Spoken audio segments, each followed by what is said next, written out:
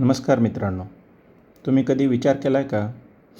भारताच्या एखाद्या गल्लीतून रात्रीच्या वेळी पहाटे चालताना आपल्या मनात सगळ्यात मोठी भीती कोणती असते?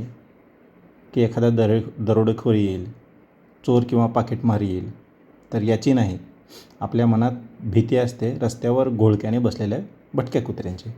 एका बाजूला आपला देश 5 ट्रिलियन इकॉनॉमी बनवण्याच्या गोष्टी करतो आहे आणि डिजिटल क्रांती करतो आहे, बुलेट ट्रेन आणतो आहे. पण दुसऱ्याच बाजूला याच देशातील रस्त्यावर 6 ते 7 कोटी भटके कुत्रे उघड्यावर फिरत आहेत आणि दररोज 10,000पेक्षा जास्त नागरिकांना चावा घेत आहेत. नुकताच सुप्रीम कोर्टाचा या विषयावर अत्यंत कडक आणि ऐतिहासिक निकाल आला आहे. तर कोर्टाने स्पष्ट भाषेत सांगितलं आहे की नागरिकांना भीतीशिवाय जगण्याचा मूलभूत अधिकार आहे आणि आक्रमक रेबीजग्रस्त कुत्र्यांना मारण्याचा अधिकार प्रशासनाला आहे. हा प्रश्न जितका नागरी सुरक्षेचा आहे तितकाच तो UPSC आणि MPSCच्या विद्यार्थ्यांसाठी सार्वजनिक आरोग्य आणि नागरी व्यवस्थापन म्हणजे GS2 आणि GS3 या विषयाशी जोडला गेलेला आहे. आजच्या या विशेष सखोल व्हिडिओमध्ये आपण या समस्येची पाळेमुळे खोदणार आहोत. इतिहास काय सांगतो, सुप्रीम कोर्टाचे आतापर्यंतचे निकाल काय आहेत याबद्दलचे, नसबंदीच्या नावाखाली होणारा कोट्यावधी रुपयांचा खर्च नेमका कुठे जातो आणि यावरती काय उपाययोजना करता येतील का प्रशासनाच्या माध्यमातून, हे सगळ्या गोष्टी आपण सविस्तरपणे आज समजून घेऊया. तर या समस्येचा इतिहास समजून घेतल्याशिवाय आपल्याला आजचा पेच समजणार नाही.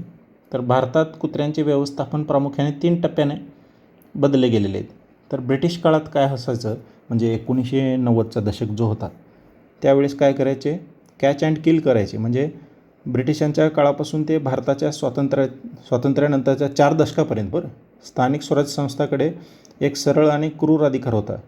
तो म्हणजे काय, रेबीज पसरू नये म्हणून भटक्या कुत्र्यांना थेट पकडायचे आणि त्यांना विष देऊन किंवा विजेचा धक्का देऊन मारले जात असे.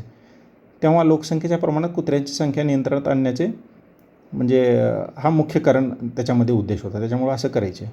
तर 2001मध्ये एक ऐतिहासिक टर्निंग पॉईंट आला. ABC रूल म्हणजे काय, ABC रूल्स आला म्हणजे काय, ॲनिमल बर्थ कंट्रोल 2001.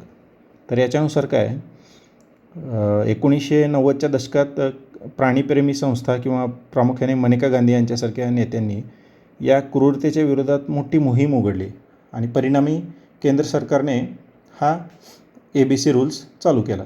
या नियमाने कुत्र्याला मारण्यावर पूर्णपणे बंदी आणली. नवीन नियम काय सांगतो, कुत्र्याला पकडा, त्याची नसबंदी करा, त्याला अँटी रेबीज लस द्या आणि ज्या भागात तो सापडला आहे त्या भागात त्याला सोडून द्या. तर हे 2001ला हे बदल झाले. तर तिसऱ्या टप्प्यात काय बदल झाले शेवटचा तुम्हाला सांगतो. 2023ला कडक नियम आले. तर केंद्र सरकारनं ABCमध्ये काही चेंजेस केल्याने कुत्र्यांच्या नसबंदीची आणि देखभालीची संपूर्ण जे कायदेशीर जबाबदारी जी आहे ती स्थानिक संस्थांवर बंधनकारक केली. पण ते कागदावरच राहून गेले, वास्तवात काय बदलू शकले गेले नाहीत.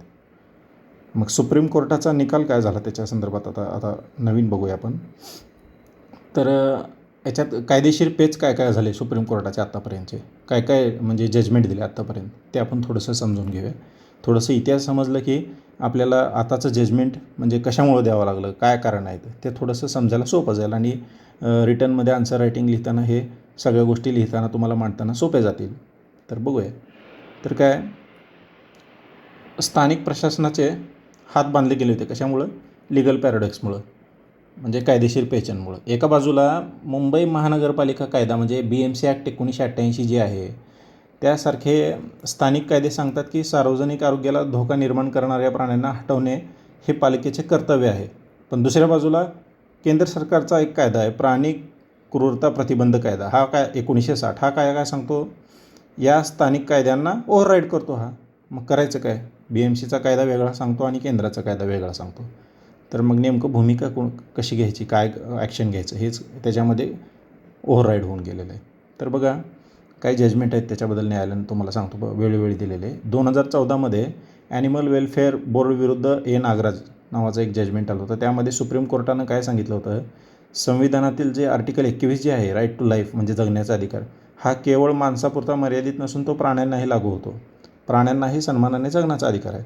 पण 2024 ते 26 या जजमेंटमध्ये काय झालं, जे की कात्रज, मुंबई आणि केरळमधून याचिका दाखल केली होती. तर या वर्षात भटक्या कुत्र्याने निष्पाप लहान मुलांना आणि वृद्धांना पकडून खाल्ल्याच्या घटना घडल्यात. यामुळे न्यायालयाला आपली भूमिका बदलावी लागली आणि सुप्रीम कोर्टाच्या ताज्या खंडपीठाने अत्यंत कठोरपणे स्पष्ट केले की नागरिकांचा भीतीशिवाय जगण्याचा अधिकार हा प्राण्यांच्या हक्कापेक्षा वरचढ आहे, असं स्पष्ट भाषेत जजमेंट सांगून दिलं त्यांनी. न्यायालयाने प्रशासनाला आदेश दिले की जे कुत्रे अत्यंत आक्रमक आहेत आणि जे रेबीजग्रस्त आहेत, अशा म्हणजे असाध्य आजाराने त्रस्त असलेल्यांना त्यांना कायद्याच्या चौकटीत राहून दयामरण दिले जाऊ शकते, असं स्पष्ट भाषेत सांगितलेलं आहे त्यांनी. तर काही आकडेवारी आहे ते आपण सांगूया, म्हणजे तुम्हाला आकडेवारी सांगितल्या लक्षात येईल की बाबा हे नेमकं होतं आहे काय. आकडेवारीशिवाय गोष्ट नाही सांगितली तर ते वरवरची वाटते, त्याच्यामुळे थोडीशी आकडेवारी मी तुम्हाला सांगतो, म्हणजे गोष्टी लिहिताना तुम्हाला काय फॅक्ट्स महत्त्वाचे असतील तर लिहू शकता तुम्ही आन्सर रायटिंगमध्ये. तर WHO एक रिपोर्ट दिला आहे, त्याच्यामध्ये काय सांगितलं आहे त्यांनी, जगभरात रेबीज जीवघेण्या आजारामुळे जेवढे मृत्यू होतात त्यापेक्षा एकट्या भारतात किती होतात, 36% मृत्यू होतात एकूण जगापैकी. म्हणजे बघा, दरवर्षी भारतात साधारणपणे 18,000 ते 20,000 लोक रेबीजमुळे मरण पावतात. मग ही आकडेवारी जी आहे एखाद्या आपल्यासारख्या देशांना लाजिरवाणी वाटणारी आकडेवारी आहे, गोष्ट आहे.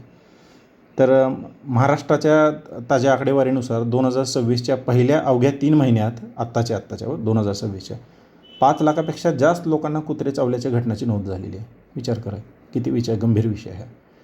तर काय झालेलं आहे आणखीन एक, या समस्येचा एक अत्यंत संवेदनशील पैलू म्हणजे काय समोर आला आहे, तर मनेका गांधी यांच्या एका विधानाचा संदर्भ घ्यायचा झाल्यास अनेकदा श्रीमंत सोसायट्यामधले जे किंवा VIP भागातील कुत्र्यांना पकडून, हे जे मनपावाले जे आहेत त्यांना पकडून गरीब वस्त्यामध्ये किंवा शहराबाहेर फेकून दिले जाते.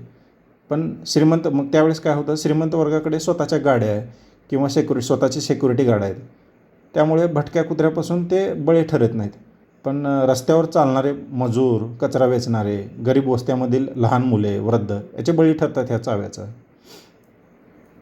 तर परदेशी आपले फॉरेन टुरिझम जे आहेत, जेव्हा ते भारतात येतात तेव्हा ते विमानतळापासून ते पर्यटन स्थळापर्यंत भटक्या कुत्र्यांच्या टोळ्याच दिसतात त्यांना. अनेक परदेशी पर्यटकावर हल्ले झाल्याच्या बातम्या आंतरराष्ट्रीय मीडियात समोर आलेल्या आहेत. मग त्याच्यामुळे हे भारताची प्रतिमा जी आहे ती असुरक्षित देश म्हणून बनली गेलेली आहे. त्याच्यामुळे विचार करण्यासारखी गोष्ट आहे. तर आता आपण त्या मुद्द्यावर येऊया जिथे सामान्य जनतेचा कराचा जो कोट्यावधी रुपयांचा जो पैसा आहे तो खर्च होतो, म्हणजेच नसबंदी मोहीम. हा कार्यक्रम भारतात पूर्णपणे फेल ठरला गेला आहे. यामागचं आर्थिक आणि वैज्ञानिक खिळी काय ते आपण समजून घेऊया. आर्थिक खिळी काय तर, आता बघा, एका भटक्या कुत्र्याला पकडणे आणि त्याचे ऑपरेशन करणे, त्याला 3-4 दिवस केंद्रात ठेवून जेवण देणे, लस देणे, पुन्हा सोडणे, एका चक्रासाठी पालिकेला एका कुत्र्यामागे 1200 ते 2,000 रुपये खर्च येतो. भारतात 6 ते 7 कोटी असे भटके कुत्रे आहेत. या सर्वांच्या नसबंदीसाठी हजारो कोटी रुपयांची गरज आहे. पण मुंबई, पुणे, दिल्लीसारख्या श्रीमंत महापालिका हा खर्च करू शकते, पण छोट्या नगरपालिका, ग्रामपंचायती, महानगरपालिका हा अजिबात खर्च त्यांना परवडणारा नाही. आणखीन हा आर्थिक खर्च आहे बरं. आणि पारदर्शकतेचा अभाव पण आहे काय ते आपण सांगूया थोडक्यात. जे स्थानिक स्वराज्य संस्था आहेत हे कामे अनेकदा NGOला देऊन टाकतात कंत्राट पद्धतीनं. पण इथे मोठ्या प्रमाणावर भ्रष्टाचार होतो. कागदावर एकाच कुत्र्याची नसबंदी अनेकदा दाखवून बोगस बिले उचलले जातात. कुत्र्यांचे कोणतेही डिजिटल ट्रॅकिंग किंवा जिओ टॅगिंग केले जात नाही. परिणामी पैसा खर्च होतो, पण रस्त्यावरील कुत्र्यांची संख्या मात्र कमी होत नाही. त्याचा काहीच उपयोग होत नाही. आता बघा, हे पशुवैद्यकीय जे विज्ञान आहे त्याच्यानुसार काय म्हणणं आहे, जर एखाद्या विशिष्ट भागातील कुत्र्यांची संख्या जर मर्यादित करायची असेल तर तो काय सांगतो बघा, एकाच प्रजोत्पादन चक्रात किमान 70% कुत्र्यांची नसबंदी होणे अनिवार्य आहे. पण भारतात काय होतं, प्रशासकीय हे जे सुस्ती जी माजलेली आहे त्याच्यामुळं काय होतं, वर्षाला फक्त 5 ते 10% कुत्र्यांची नसबंदी होती. उर्वरित 90% कुत्रे वेगाने नवीन पिल्लांना जन्म देतात. त्यामुळं आधीच्या नसबंदीवर झालेला खर्च पूर्णपणे वाया निघून जातो. मग त्याचा काहीच उपयोग राहत नाही. आणि जे अँटी रेबीज लस जे दिलं जातं कुत्र्यांना पकडून, त्याचा व्हॅलिडिटी फक्त 1 वर्षाची असते. म्हणजे दरवर्षी त्या कुत्र्याला पुन्हा पकडायचं, लस द्यायचं, हे काय म्हणजे गोष्ट आपल्याला परवडणारी आहे का? आपल्या प्रशासनाला परवडणारी नाही. त्याच्यामुळे हे होत नाही. तर बघा मित्रांनो, या समस्येचा एक वैज्ञानिक जो आहे सायंटिफिकल पैलू तो आपण समजून घेऊया, ज्याला काय म्हणतात इकॉलॉजिकल व्हॅक्यूम म्हणतात. म्हणजे आता इकॉलॉजिकल व्हॅक्यूम काय म्हणतात त्यासाठी आपण एक उदाहरण सांगूया. समजा आपण उद्या जादूची कांडी फिरवली आणि देशातील सर्व कुत्रे गायब केले, तर ही समस्या सुटणार नाही. निसर्गाचा नियम आहे की कोणतीही जागा रिकामी राहत नाही. जर शहरामधील कचऱ्याचे ढीग तसेच राहिले तर कुत्र्यांची जागा उंदीर, घुशी किंवा डुकरांची संख्या येईल आणि प्लेगसारखे इतर भयंकर साथीचे आजार पसरतील. म्हणजेच मूळ कारण कुत्रे नसून आपल्या शहरांमधील कचरा व्यवस्थापन अपयश आहे. कळालं? तर बघा, हे कचरा व्यवस्थापन अपयशासाठी जगातील काही देशांनी काही उपाययोजना केलेल्या आहेत. तर आपण त्याचं उदाहरण म्हणून घेऊन आपल्या देशात पण करू शकतो. ते थोडक्यात तुम्हाला सांगणार आहे. तर नेदरलँडमध्ये एक मॉडेल अवलंबलं होतं त्यांनी भटक्या कुत्र्यांसाठी. त्यांनी एकही कुत्रा न मारता एक CNVR म्हणजे कॅच करायचं, वॅक्सिन करायचं आणि रिटर्न करायचं, ही एकदम युद्ध पातळीवर मोहीम राबवली गेली. म्हणजे त्यांनी आणखीन काय केलं, त्यांनी दुकानातून जेव्हा नवीन कुत्रा खरेदी करतो त्याच्यावर प्रचंड टॅक्स लावला गेला, ज्यामुळे लोकांनी रस्त्यावरील कुत्रे दत्तक घेण्यास सुरुवात केली. तसेच पाळीव प्राण्याला रस्त्यावर सोडल्यात तिथे डायरेक्ट 3 वर्षाचा तुरुंगवास आणि हजारो रुपयाचा दंड आकारला गेला. म्हणजे काळजी बघा, घेताय तर तुम्ही एवढी काळजी करावं लागेल, एवढं रिस्क उचलावं लागेल. तर सिंगापूर आणि काही पाश्चिमात्य मॉडेल आहेत, म्हणजे पाश्चिमात्य देश आहेत, तिथं अशी काही योजना केली ते तुम्हाला सांगतो. तिथं रस्त्यावर एकही कुत्रा म्हणजे भटका कुत्रा जो आहे तो फिरू शकत नाही. रस्त्यावर सापडलेल्या कुत्र्याला शेल्टर होममध्ये नेले जाते आणि 30 ते 90 दिवसात त्याला कोणी दत्तक घेतले नाही तर त्याला आपल्या दयामरण दिले जाते डायरेक्ट. तिथं म्हणजे आदेश आहे दयामरण देण्याचा. तर हे करू शकतो आपण. म्हणजे जगामध्ये उदाहरणं आहेत काही देशामध्ये असं केलेले, तर आपल्याही देशात ह्या गोष्टी आपण करू शकतो. तर काही उपाय आहेत ते आपण प्रशासकीय अधिकारी म्हणून किंवा एक जागृत नागरिक म्हणून आपल्याला काही पावले उचलावी लागतील. तर काय उचलावे लागतील तर मी माझ्या याच्यात काही म्हणजे अभ्यासातून काढलेले पॉईंट आहेत ते तुम्हाला सांगतो. तर कचरा डेपोचं जे उच्चाटन आहे, म्हणजे शहरांमधील उघड्यावरील जो कचरा आहे तो आत्ता सांगितलं तुम्हाला, चिकन, मटण दुकानातील बाहेर टाकले जाते, अन्न पूर्णपणे बंद करावे लागेल. ते म्हणजे टाकणारं जे आहे ते बंद करायचं किंवा त्याचं विल्हेवाट व्यवस्थित करायला लागेल. तर कचरा डेपो जर व्यवस्थित सांभाळलं तर हे एक उपाय ठरू शकतं, म्हणजे भटके कुत्रे प्रमाण न वाढण्याचं. तर दुसरा एखादा उपाय आपण काय करू शकतो, जे नसबंदी केलेले जे कुत्रे आहेत त्यांच्या कानाला मायक्रोचिप किंवा बारकोड लावून ह्याचं नसबंदी झालेलं आहे असं एक डिजिटल ओळख त्याला आपण देऊ शकतो. म्हणजे जे काही भ्रष्टाचार जे चालू आहे ते त्याला एक आळा बसेल.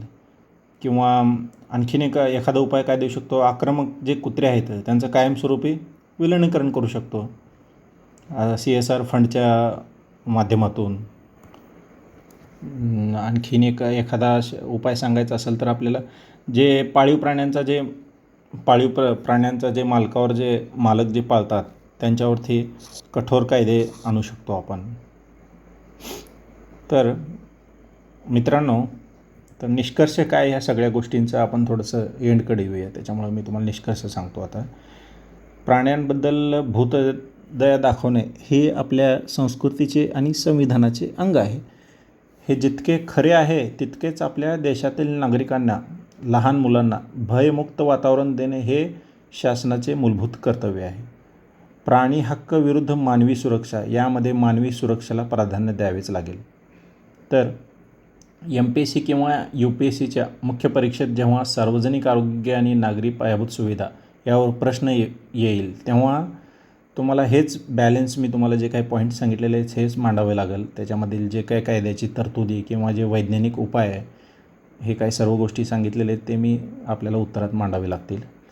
तर तुम्हाला काय वाटतं सांगा, सुप्रीम कोर्टाचा हा जो नवीन निर्णय आला आहे तो योग्य आहे का? तुमच्या परिसरात भटक्या कुत्र्यांचा त्रास आहे का? मला कमेंट्समध्ये नक्की सांगा. कारण माझ्या एका मित्राला सदाशिव पेठेमध्ये टिळक रोडला सकाळी 6 वाजता जाताना, आता मी पर्सनल सांगतो, मी नाव नाही सांगत तो गपचूप बिचारा क्लासला चालला होता, पण त्याच्या पाठीमागून येऊन कुत्र्याने त्याच्या पायाला चावा घेतला. त्या बिचाऱ्याचे त्यामध्ये 1 महिना गेला दवाखाना ह्या सगळ्या गोष्टी करणं, काहीच नव्हता. तो आला आणि अचानक त्याच्या पायावरती चावला.